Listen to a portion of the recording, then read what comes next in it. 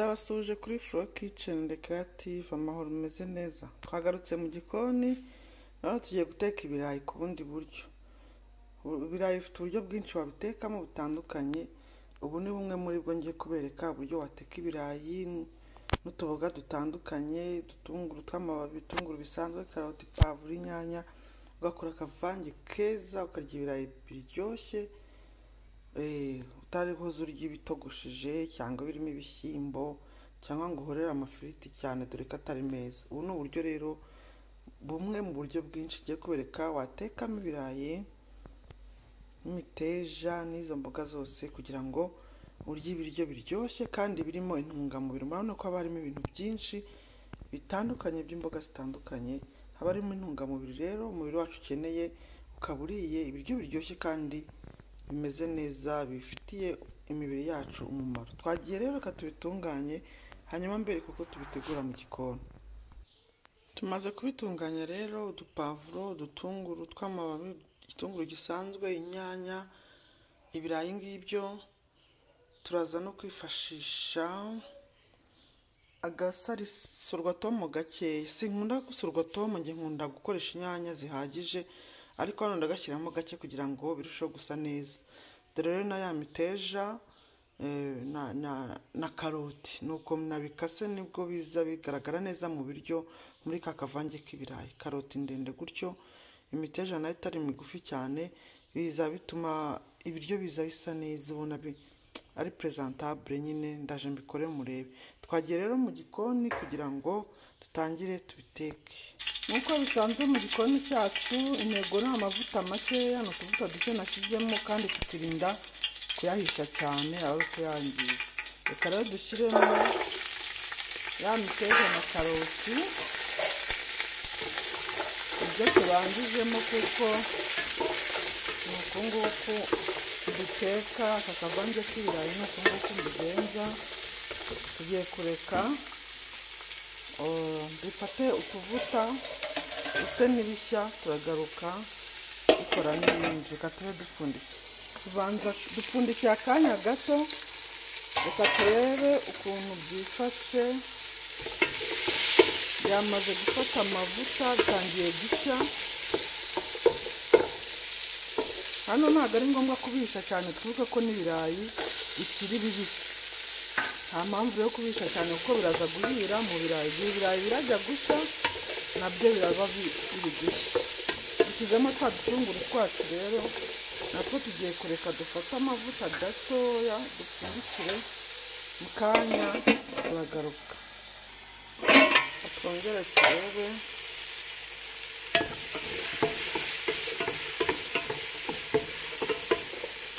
Aha bigeze rero, reka dushyiremo n'inyanya.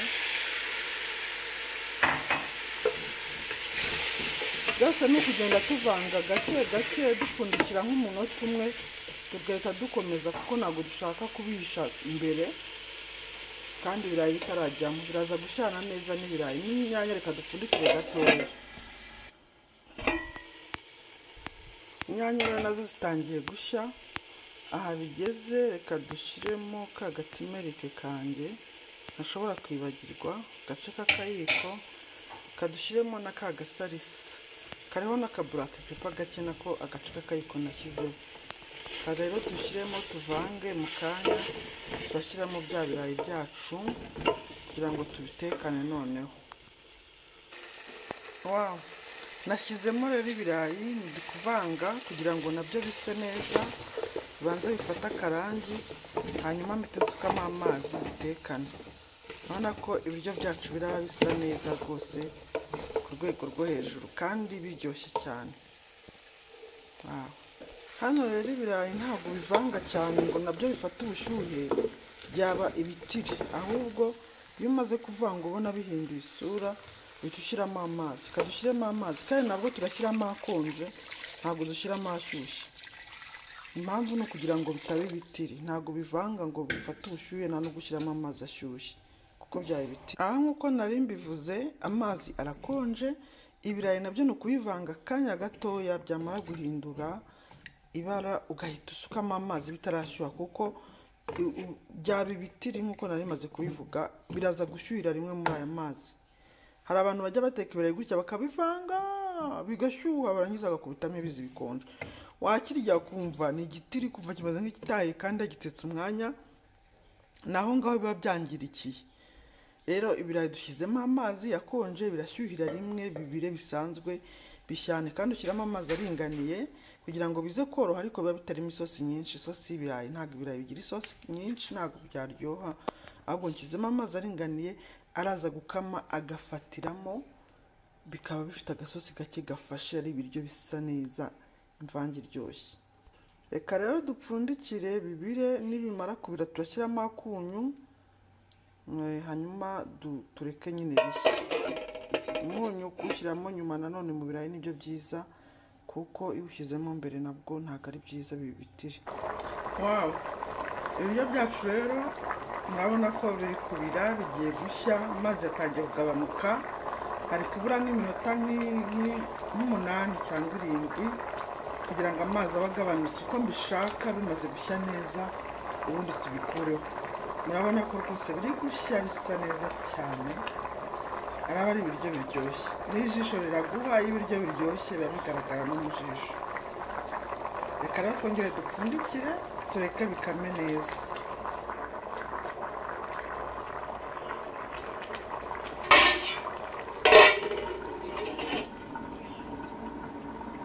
Reka rero turebe inkono yacu uko imeze. Wow, aha bigeze rero birahiye. Murabona ko hasigayemo na twa tuzi dukeya nashakaga kugira ngo bitaza kuba isosi y'ibirayi, kandi isosi y'ibirayi ntabwo iryoha, ahubwo nshakamo agasosi gake gafashe karatuma ibiryo tubirya byoroshye. Noneho kandi ntibinakame cyane ngo bibe bya birayi bihirima bikomeye, oya. Ibiryo nk'ibi ngibi ibirayi birimo utuboga gutya tubitekana n'utuzi ducya tworoshye. Aha bigeze rero kugira ngo bidakama cyane ngiye gucishamo noneho akuko, hanyuma isosi nimara kwegerana neza ubona ko ifashe mbikureho. Ndacishamo akuko ariko ntabinomba, noneho ya ntabwo umuntu yakora inombe y'ibirayi. Urabona ko agasosi gakeya kandi gafashe,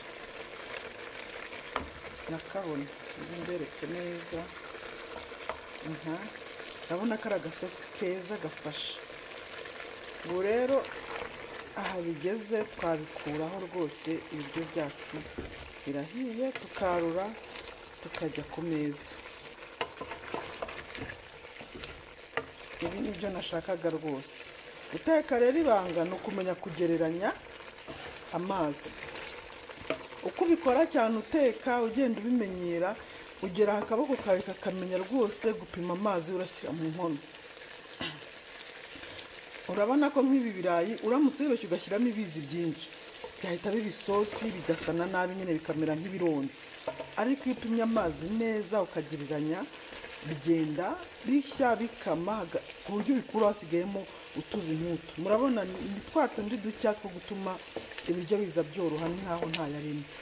Reka rero tubikureho tujye ku meza byahiye. Ibiryo byacu biraryoshye uyu munsi rwose, turaryoherwa cyane. Urabona ko bisa neza pe, mwabibonye.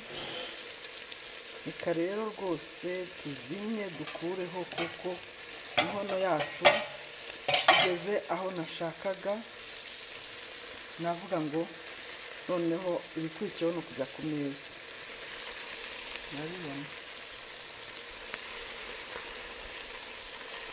bya birayi byiza rwose, bisa neza biryoshye, biri guhumura, mwabona uko mbibabwira.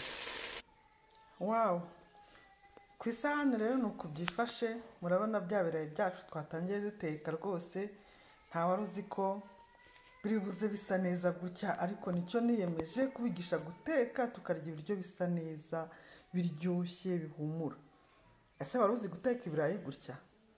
Murabibona rwose ko ari ibiryo bisa neza, byumutsemo gakeya kandi byoroshye, ku buryo rwose urya ibirayi ukumva uraryohewe. Ushatse washyiraho n'udushyimbo watetse ku ruhande, niba ukunda ibishyimbo nabwo byaba bisa neza kandi byaba biryoshye. Reka rero tuguteho twumve, ariko mu by'ukuri biraryoshye rwose. umuntu atiriwe anavuga byinshi, murabona ko ari ibiryo bisa neza rwose biryoshye pe. Reka rero tuguteho twumve, dufate ku karayi. Byahiye, hiye neza mu rugero, ntago bisaye, ni mu rugero rwabyo kandi bisa neza rwose. Shyiraho ka gasosi keza kumutse.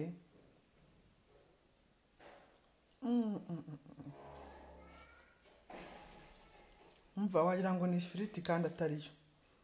Biraryoshye pe. N'aka gasosi ubwako n'utuboga, urabona ko ari ibintu biryoshye bisa neza rwose. Wafata n'utuboga ukarya.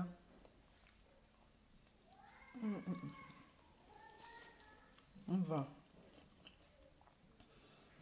ibiryo biraryoshye, ntabwo ari amakabya nkuru. Kugira ngo mujye mumenya ko atari amakabya nkuru, mujye mubiteka uko nababwiye, mukoreshe ibipimo no kugereranya kwiza, mukoreshe utuntu twose mba nakoresheje.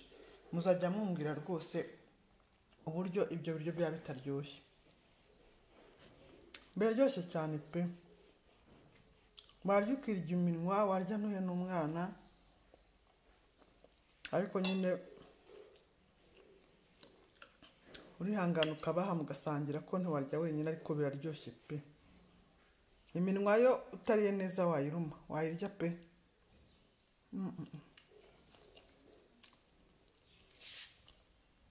Mwakoze rero gukurikirana video yanjye y'uyu munsi. Mwakoze kuza twigane guteka mbigishe, murye neza mubungabunga amagara. Naho ubutaha, ciao ciao.